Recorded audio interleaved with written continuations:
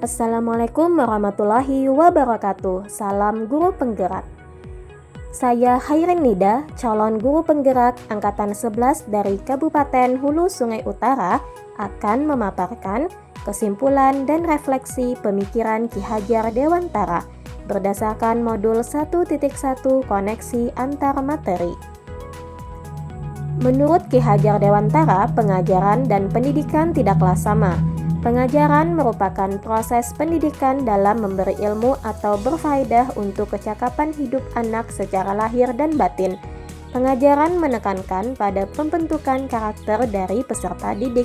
Sedangkan pendidikan pada hakikatnya adalah memberi tuntunan terhadap segala kekuatan kodrat yang dimiliki anak, agar mampu mencapai keselamatan dan kebahagiaan yang setinggi-tingginya, baik sebagai manusia maupun sebagai anggota masyarakat.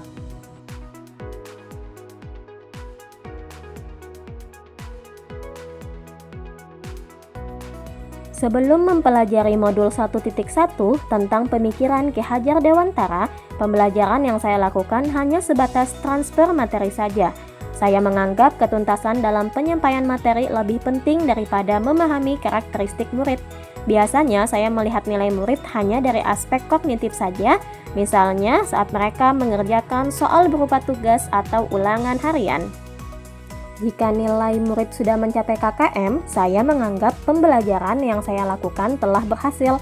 Selain itu, saya juga beranggapan bahwa murid hanya sebagai objek pembelajaran, sehingga pembelajaran yang saya lakukan hanya berpusat pada guru. Sebelumnya, saya kurang peduli apakah murid sudah benar-benar paham terhadap materi yang saya berikan atau tidak. Saya lebih fokus pada ketercapaian materi, mengingat materi yang akan saya sampaikan cukup padat setiap semesternya. Saya pun hanya meminta siswa untuk menghafal materi yang saya ajarkan tanpa memikirkan cara bagaimana agar materi tersebut dapat dipahami sepenuhnya. Sehingga saya sering mengeluh jika banyak murid yang tidak tuntas setelah melakukan evaluasi.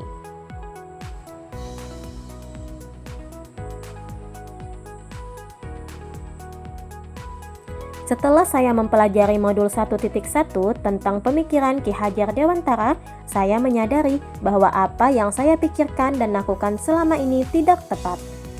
Seharusnya saya melakukan proses pembelajaran secara menyeluruh, bukan hanya dari aspek kognitif saja, namun juga afektif, psikomotor, spiritual, sosial, dan budaya. Murid bukan sebagai objek pembelajaran, melainkan subjek pembelajaran. Sehingga murid memiliki kebebasan untuk bereksperimen, menyampaikan pendapat, dan berkreasi sesuai dengan metode pembelajaran yang tepat. Guru seharusnya sebagai fasilitator dalam pembelajaran. Guru pun harus mengajar dengan ikhlas, penuh kesabaran, dan setulus hati agar terwujudnya pembelajaran yang menyenangkan dan berpusat pada murid. Selain itu, saya juga harus mempelajari karakteristik murid karena setiap anak memiliki karakter yang berbeda-beda. Semua mempunyai kelebihan dan kekurangannya masing-masing. Saya juga harus memberikan kesempatan kepada mereka untuk tumbuh sesuai dengan kodratnya.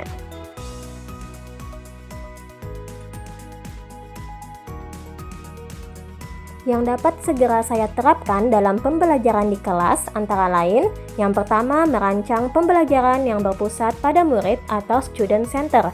Di sini saya harus menggunakan model atau metode pembelajaran yang bervariasi agar pembelajaran menjadi interaktif dan menyenangkan, sehingga anak dapat berkolaborasi, aktif, mandiri, dan percaya diri dalam mengikuti proses pembelajaran.